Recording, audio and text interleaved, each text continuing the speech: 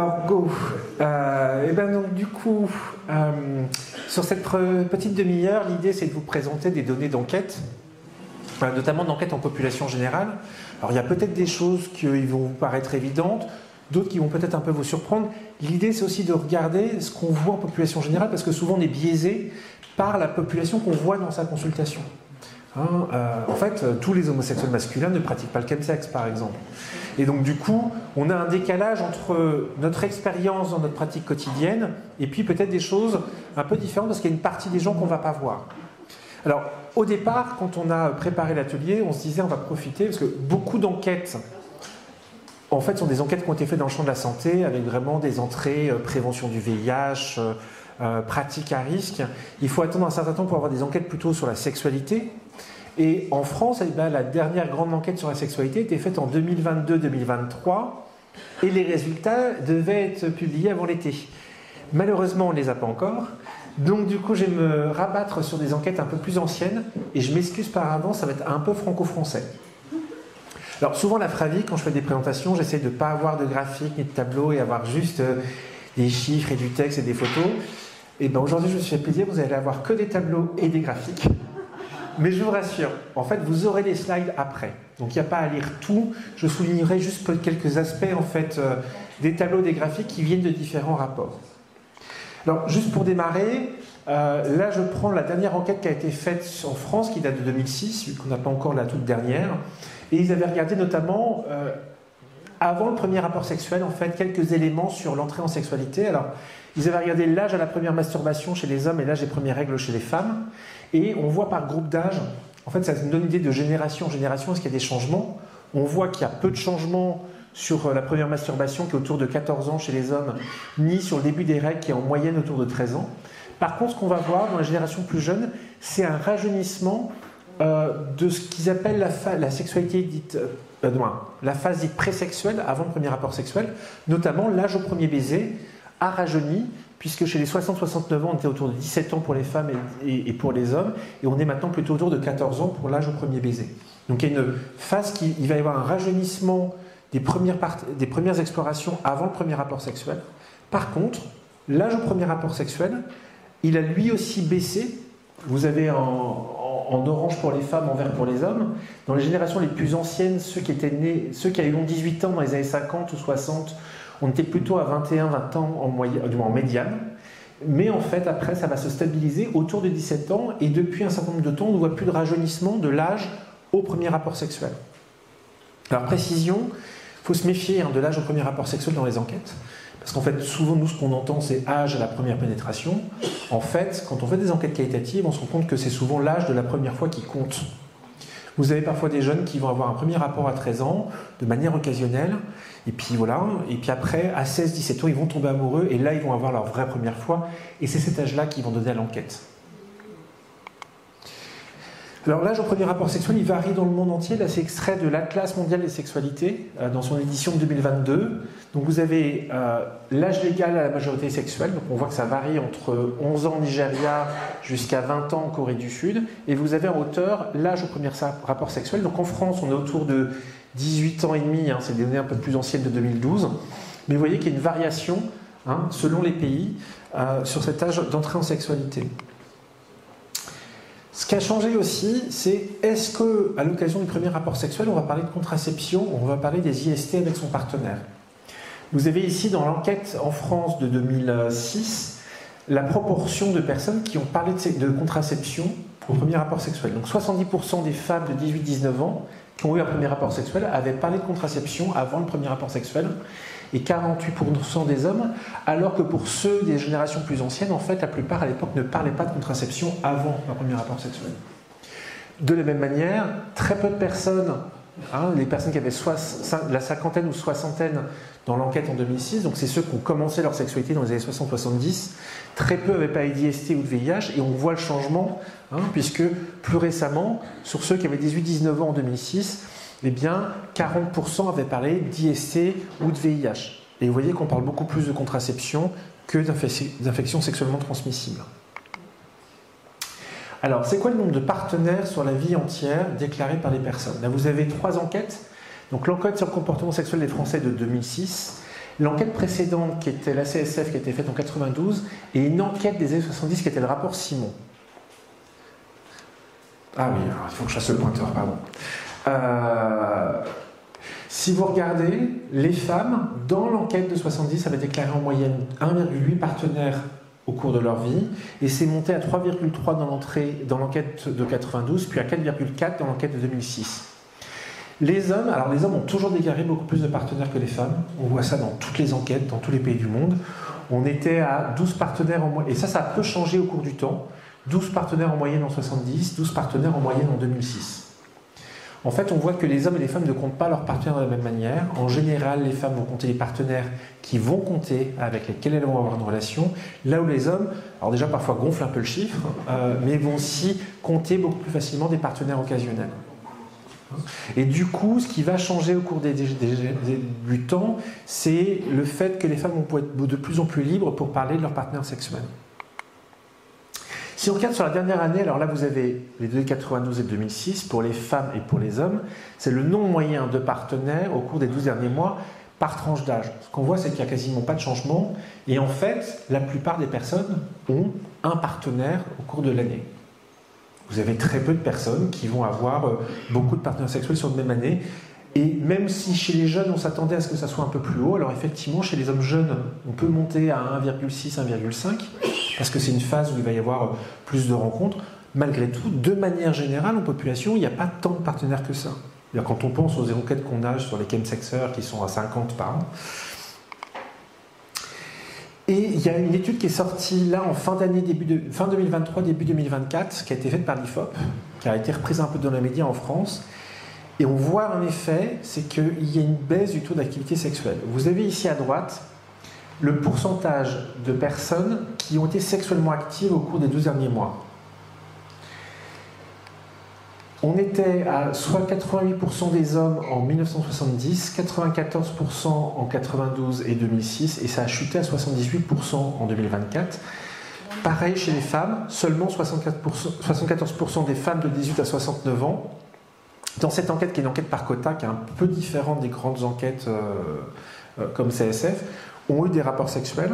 Et donc on voit en fait, alors on ne sait pas trop s'il y a un effet Covid ou pas, mais il y a eu un changement dans la fréquence, dans le taux d'activité sexuelle. Et on voit ça. Donc là, il compare maintenant deux autres enquêtes, c'est 2006-2024. Donc il y avait 9% de gens inactifs sexuellement en 2006 et monté à 24% en 2024. On voit ça chez les hommes et chez les femmes. Et l'augmentation est surtout marquée chez les jeunes de 18 à 24 ans, puisque 28% des jeunes de moins de 25 ans ont été sexuellement inactifs sur les 12 derniers mois, contre 5% en 2006. Et on voit aussi une augmentation importante chez les plus de 50 ans. En fait, c'est les 25-34 ans, il n'y a quasiment pas de changement. Et ça se retrouve aussi quand on regarde la fréquence des rapports sexuels. Donc là, vous avez la proportion de Français ayant un rapport sexuel par semaine, qui est passée de 58% en 2009 à 43% en 2024. Avec pareil, on voit ce gradient, plus de rapports sexuels entre 25 et 40 ans, et une baisse par la suite.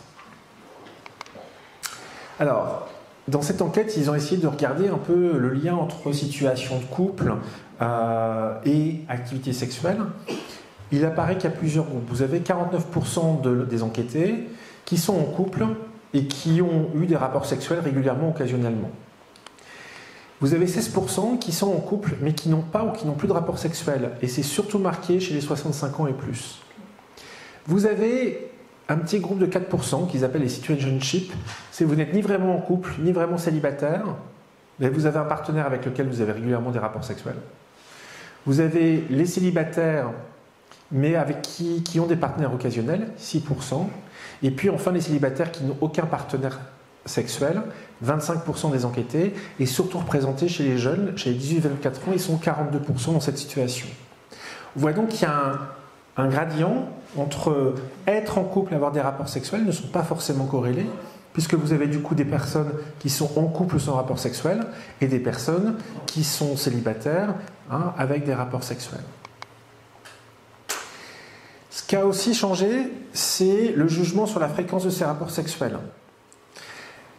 Chez les femmes, Donc là, vous avez 39% des femmes et 55% des hommes qui ont l'impression de ne pas assez faire l'amour. Donc, ont la sensation, la question était formulée de façon générale, avez-vous l'impression de faire l'amour pas assez, suffisamment ou trop?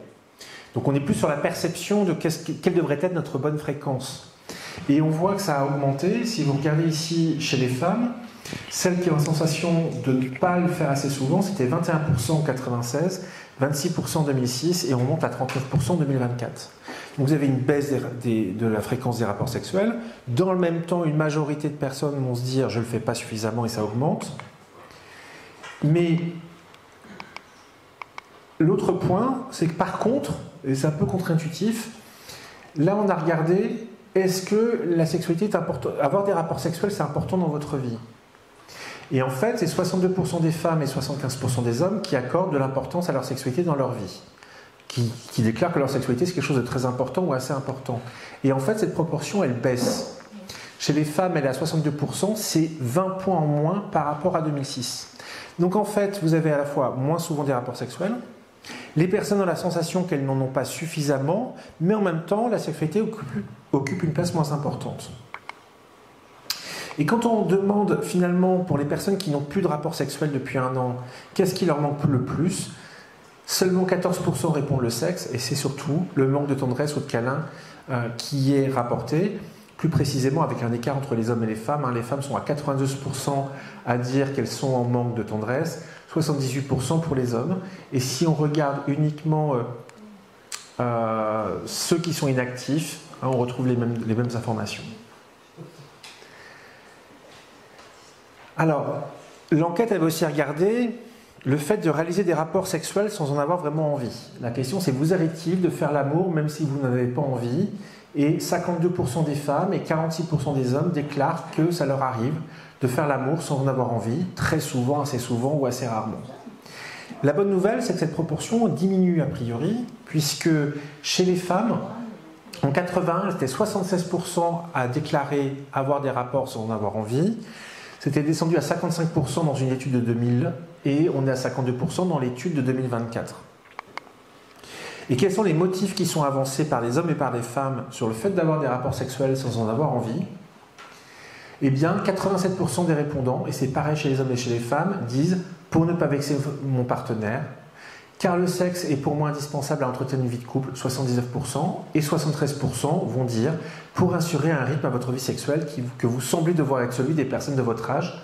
C'est plus marqué chez les hommes, 74% versus 72%, mais c'est finalement assez similaire. Et donc il y a cette idée de on a moins envie d'avoir des rapports sexuels, on en a moins, mais on a l'impression qu'on n'en a pas autant qu'on devrait en avoir par rapport à une norme que l'on va se représenter.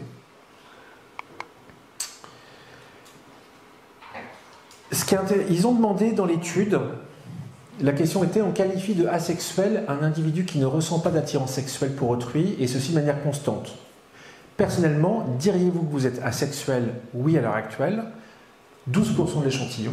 Non, mais vous l'avez été par le passé, 7% de l'échantillon. Et quand on regarde, c'est surtout les personnes de 70 ans et plus, mais c'est aussi une part importante chez les jeunes de 18-29 ans. Et donc c'est une étiquette qui n'existait pas trop avant et qu'on entend de plus en plus, où des personnes se reconnaissent dans l'étiquette asexuelle.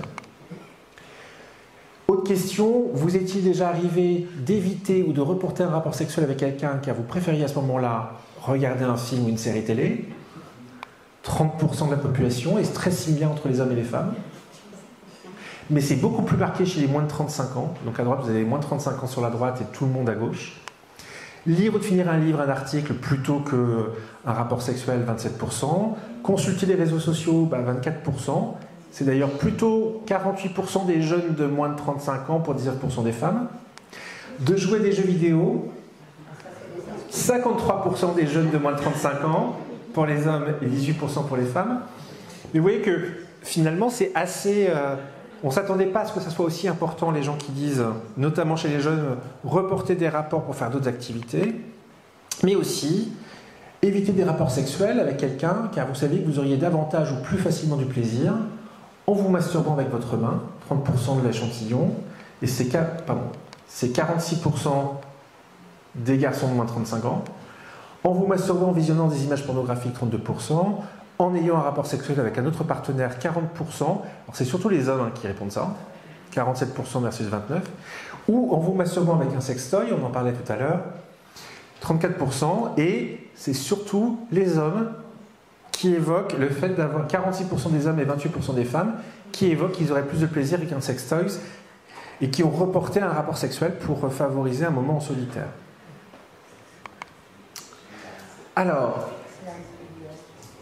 retour, l'idée, vous aurez tous les chiffres derrière, c'est plus d'avoir des choses qui peuvent susciter nos discussions. Retour à l'enquête sur le comportement sexuel des Français de 2006, la grande enquête, et notamment on a demandé, pour le dernier rapport sexuel, au cours de ce rapport sexuel, avez-vous atteint l'orgasme ? Et est-ce que votre partenaire a eu un orgasme ? Et les résultats sont classés en fonction du type de partenaire, cohabitant, privilégié, occasionnel, nouveau. Si on regarde, 91% des hommes disent qu'ils ont eu un orgasme, selon eux, et parmi les femmes hétérosexuelles, 91% disent que leur partenaire a eu un orgasme. Si on regarde du côté des femmes, 83% des hommes qui hétérosexuels disent que leur partenaire a eu un orgasme, ce n'est que 76% des femmes. Et si on regarde sur les nouveaux partenaires sexuels, c'est 75% des hommes qui pensent que leur partenaire a eu un orgasme et ce n'est que 58% des femmes qui disent avoir eu un orgasme. Par contre, il y a beaucoup moins d'écart lorsqu'on est sur une relation privilégiée ou dans un couple cohabitant. J'enchaîne, alors je sais que ça va vite puisqu'on est un peu court. Si on regarde maintenant le fait d'avoir eu plusieurs partenaires au cours des 12 derniers mois. Donc là, vous avez les données de 1992 et de 2006. On va regarder 2006. 12% des femmes et 8% des hommes ont déclaré n'avoir eu aucun partenaire sur les 12 derniers mois. 78% un seul partenaire hétéro. Pareil à peu près pour les hommes. 0,3% des femmes, 0,5% des hommes avoir eu un seul partenaire de même sexe. Et puis vous avez plus d'un partenaire de sexe différent, c'est 7% des femmes et 11% des hommes. Et plus d'un partenaire de même sexe, c'est 0,2% des femmes et 0,7% des hommes. Alors, on voit qu'il n'y a pas des gros écarts, mais on voit bien qu'une majorité, y compris dans ceux qui ont des partenaires de même sexe, sont plutôt finalement autour de un partenaire dans l'année. Et en fait, dans les personnes qui sont dans des relations avec des personnes de même sexe, en fait, celles et ceux qui ont beaucoup de partenaires qui sont très multipartenaires sont vraiment qu'un sous-ensemble spécifique de l'ensemble des personnes homosexuelles. Alors, c'est quoi la proportion d'homosexuels dans la population ? On a plusieurs moyens de le mesurer. Le premier, on l'a vu, c'est de regarder si les personnes ont eu un partenaire de même sexe. Si on regarde au cours de la vie, c'est 4% des femmes et 4% des hommes qui disent en 2006 avoir eu au moins une fois dans leur vie un partenaire de même sexe, contre 2,6% des femmes et 4% des hommes dans l'enquête de 92. Donc on voit aussi qu'encore une fois, il y a une évolution dans la libération de la parole des femmes sur le fait de pouvoir dire ça. On voit des évolutions aussi par tranche d'âge.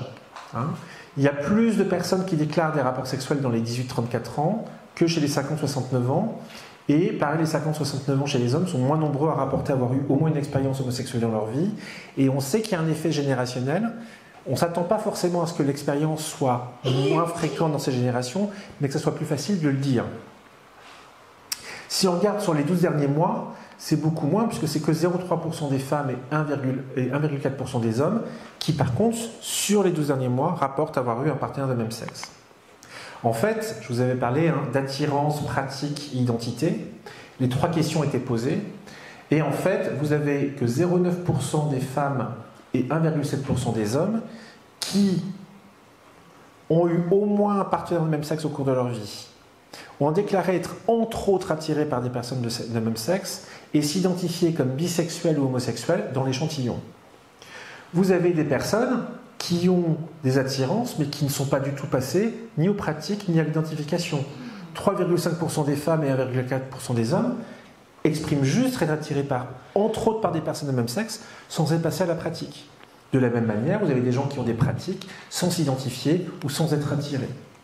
Alors, je n'ai pas exactement le même graphique pour l'Afrique parce qu'on n'a pas ce genre de questions en enquête en population générale, mais là, c'est une enquête qui avait été faite à Ouagadougou auprès d'homosexuels masculins, donc c'est que des HSH, mais on peut regarder déjà entre homo-bi, est-ce qu'ils se définissent comme hétéro, bi, homo, Est-ce qu'ils sont attirés seulement par les femmes, principalement les femmes, autant les hommes que les femmes, principalement les hommes, exclusivement les hommes?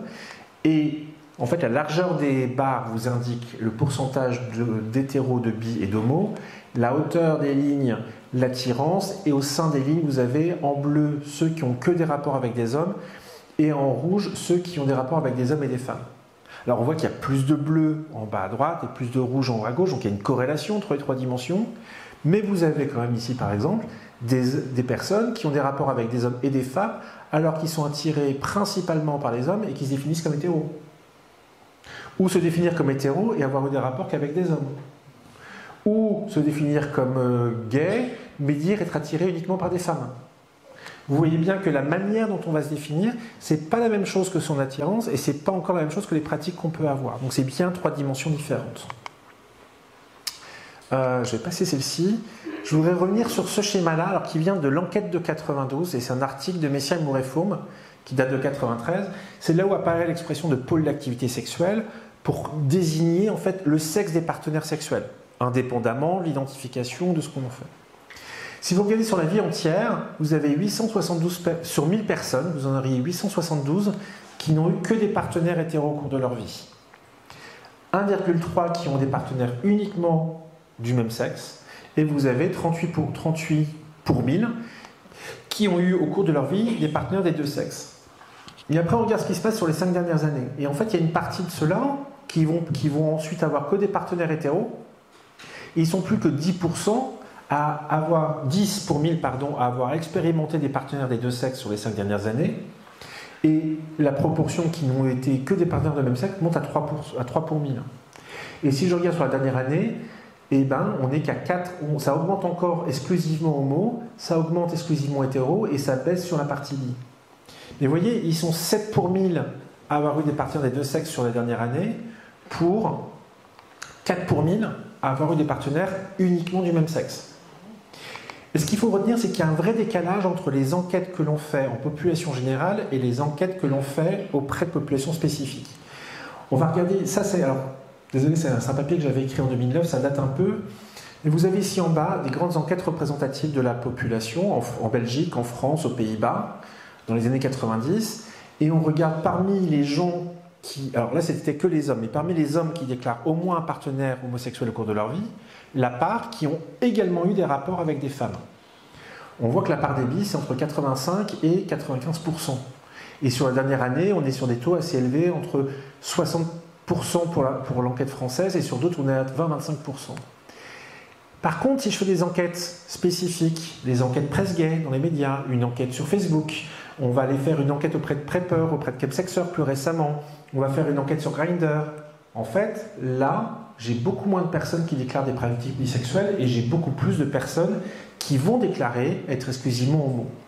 Et donc en fait, il y a un vrai décalage entre une vaste majorité de population qui va parfois expérimenter, pas forcément s'identifier, qu'on pourrait avoir dans les enquêtes en population générale, et dès qu'on fait des enquêtes plus spécifiques, ou sur des applis de rencontre, ou sur des lieux de rencontre, on a un sous-ensemble.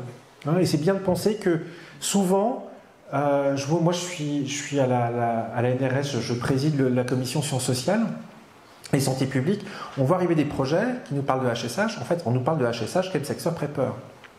C'est un sous-groupe spécifique, c'est pas la même chose. Et il faut vraiment avoir cette idée de attention, on a nos biais liés à nos pratiques. Alors ça ne veut pas dire qu'il n'y a pas des actions plus spécifiques pour ce groupe-là, mais c'est de savoir de qui on parle. Alors, en discussion, voilà, je voudrais juste revenir sur quelques messages, hein, c'était plus pour qu'on ait des éléments pour essayer de se dire il y a des choses qu'on s'attend auxquelles on s'attend moins. C'est qu'en fait, les grandes enquêtes sur la sexualité qui n'ont pas une entrée par les risques ou par la maladie, elles sont importantes. Et on voit des différences importantes entre les enquêtes population générale et les enquêtes dans les sous-populations spécifiques. Et que du coup, les gens qu'on voit en consultation, ce n'est pas forcément représentatif de l'ensemble de la population. Il faut toujours se dire qui je vois et qui sont celles et ceux que je ne vois pas. Ce type d'enquête, il n'est pas fréquent. En France, c'est tous les 15 ou 20 ans. Et on n'en a aucune en Afrique subsaharienne. On a des enquêtes de fécondité, on a des enquêtes VIH-Sida, on a des enquêtes de prévention, mais on n'a pas de ces grandes enquêtes, parce que ces grandes enquêtes, elles abordent d'autres sujets, comme le plaisir. La dernière enquête en France avait abordé la sexualité non pénétrative. Et on a très peu de données finalement là-dessus, parce qu'on a toujours une entrée par la pathologie. Enfin, j'espère qu'au prochain atelier, on aura les données de l'enquête de 2022-2024. Malheureusement, c'était un peu l'idée de vous les présenter en avant assez vite et on ne les a pas encore, mais je vous remercie.